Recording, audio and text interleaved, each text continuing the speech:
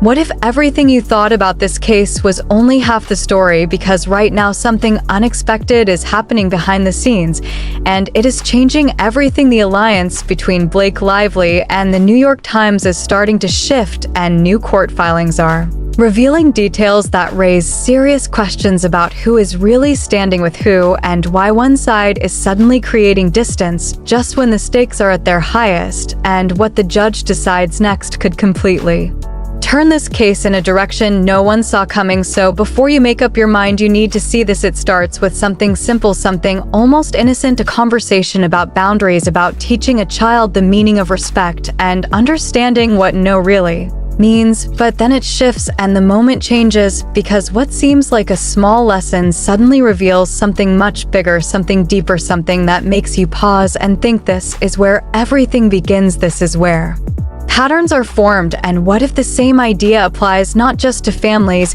but to power, influence, and control behind the scenes? Because right now something very similar is unfolding in a courtroom where alliances are being tested, and where people who once seemed completely aligned are now quietly stepping away. And if you think you understand what is happening, you might want to think again, because the situation involving Blake Lively and the New York Times is no longer as straightforward as it once appeared, and what is being said in legal filings is raising questions that no one can ignore. And just when it feels like things are becoming clearer, a new twist pulls everything in a different direction and makes you wonder who is really standing with who, and more importantly, who is starting to create distance. As this legal battle unfolds, the tension is not coming from loud statements or dramatic public appearances. Instead, it is hidden inside carefully worded documents where every sentence carries weight and meaning. And in one of the most recent responses, the message becomes impossible to miss, because while addressing the claims brought forward by Wayfair, the response from the New York Times does something unexpected. It acknowledges that there may be stronger arguments elsewhere, particularly in federal court, and that subtle shift changes everything, because it introduces doubt, it introduces separation, and it quietly signals that the alignment people once believed in may not be as solid as it seemed. And at the same time, there is a push to move forward quickly, without delay, rejecting the idea of waiting for a possible appeal and instead asking for a resolution now, along with a significant request for legal fees. And this is where the story tightens, because the strategy being questioned is not just about legal timing, it is about intention. Is this a move to delay, or is it a calculated risk? And while those questions remain unanswered, one thing becomes clear: the tone has changed. And when tone changes in a case like this, it usually means something bigger is happening beneath the surface. The complexity grows even further when the legal framework itself comes into play, because this is not just about who said what or who did what. It is about where and how those arguments are being made.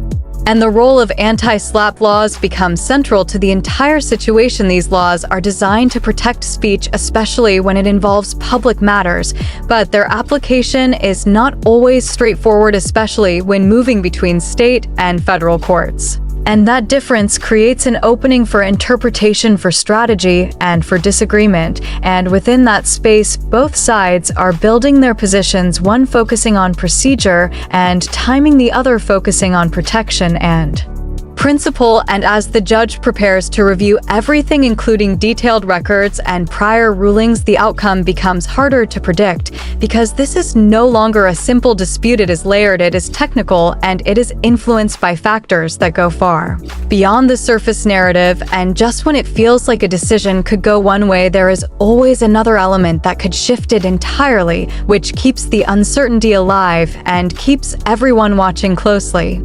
What makes this moment especially compelling is not just the legal arguments, but the shift in positioning, because there is a noticeable effort to redefine roles, to clarify involvement, and to step away from the center of the conflict. And that is where the story takes on a different kind of tension, because when a major player begins to describe itself as only a small part of a much larger situation, it changes perception, it changes expectations, and it raises a critical question: if they are Stepping back then, who is truly at the center of this, and what does that mean for what happens next? And this is where the loop closes back to the beginning, because just like that first lesson about boundaries, this entire situation is about understanding limits, about defining roles, and about recognizing when lines are being drawn and when they are being redrawn. And as this continues to unfold, the only thing that seems certain is that the outcome is still wide open, and every new development has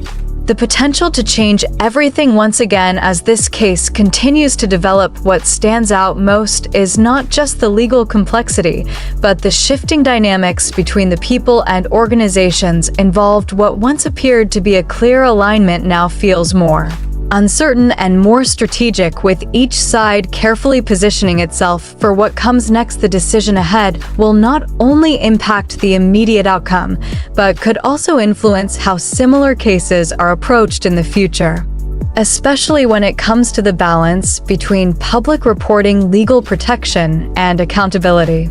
At this stage, there are still many unanswered questions, and that uncertainty is what keeps the situation so compelling, because each new filing, each response, and each ruling adds another layer to a story that is still unfolding in real time. And while predictions can be made, nothing is guaranteed, and that is what makes this moment so important to watch closely. What happens next will depend on how the court interprets the arguments presented and whether it sees this as a matter of delay strategy or legal necessity. And until that decision is made, all eyes remain on the case as it continues to evolve. As this situation continues to unfold, what becomes more and more clear is that this is no longer just a straightforward legal dispute. It has evolved into something far more layered, where strategy, perception, and positioning are playing just as big a role as the actual arguments being made in court. Because when you step back and look at the bigger picture, you start to see how each move is carefully calculated, not just to win a legal point, but to shape the narrative that surrounds it. And that is exactly what makes this moment so important, because the narrative itself is shifting, and when narratives shift, outcomes can follow in ways that are often unexpected. At the center of this entire situation is Blake Lively, whose role in this broader conflict has been the focus of intense attention and scrutiny. But what is now becoming increasingly noticeable is how other parties involved are beginning to redefine their own roles, especially the New York Times, which appears to be taking a more careful and measured approach by emphasizing its limited involvement and focusing its arguments specifically on its own position rather than the broader dispute. And that distinction matters because it signals a shift from what once may have been perceived as alignment to something that now looks more like strategic separation. And when that kind of shift happens, it naturally raises questions about what is driving it and what it could mean moving forward. At the same time, Wayfair finds itself in a position where every decision carries significant weight, because choosing to request a stay instead of directly engaging with certain arguments introduces both risk and opportunity. On one hand, it creates space and time which can be valuable in complex litigation, but on the other hand, it opens the door for criticism and skepticism, particularly when the opposing side frames that decision as a delay tactic. And in a legal environment like New York, where courts tend to favor efficiency and timely resolution, that perception alone can have an impact. And that is what makes the current moment so delicate, because it is not just about what is legally correct, it is also about how those actions are interpreted by the court.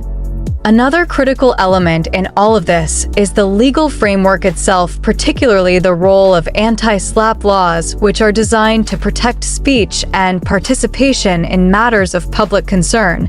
But as this case demonstrates, the application of those laws is not always simple or consistent, especially when different courts may approach them in different ways. And that creates a level of unpredictability that adds to the overall tension, because it means that even well-structured arguments can face challenges depending on how the court chooses to interpret the law in this specific context. And that uncertainty is something that all parties involved have to navigate carefully as they move forward. What also cannot be ignored is the broader implication of how media organizations are treated in cases like this, because protections such as reporter privilege and the ability to report on public matters play a significant role in shaping the outcome, and historically, those protections have been strong, which makes it particularly challenging for claims against major media entities to succeed. And that context is important because it helps explain why certain arguments are being emphasized while others are being minimized, and it also highlights the strategic decisions being made behind the scenes as each party works to position itself in the most favorable light possible. As we look ahead, the focus now shifts to the judge and how these arguments will ultimately be evaluated, because the decision that comes next will not only determine the immediate direction of this case, but could also influence how similar disputes are approached in the future, particularly when it comes to the balance between legal accountability and protected speech. And that is why this moment carries so much weight, because it sits at the intersection of law, media, and public perception, and each of those elements has the power to shape the final outcome. Ultimately, what makes this case so compelling is not just the complexity of the legal issues involved, but the way in which those issues are intertwined with shifting relationships, evolving strategies, and changing narratives, and as each new development emerges, it adds another layer to a story that is still very much in progress. And while it is natural to look for clear answers, the reality is that this is a situation where certainty is hard to find, at least for now, and that is exactly why it continues to capture so much attention, because every new detail has the potential to change how everything is understood. For now, all that can be done is to watch closely as the process continues to unfold, to consider each new piece of information carefully, and to recognize that in a case like this, the final outcome is rarely defined by a single moment, but rather by the accumulation of many decisions, many arguments, and many interpretations over time. And as those pieces come together, the full picture will eventually become clearer. But until then, the uncertainty remains, and it is that uncertainty that keeps this story moving forward and keeps everyone paying attention to what happens next.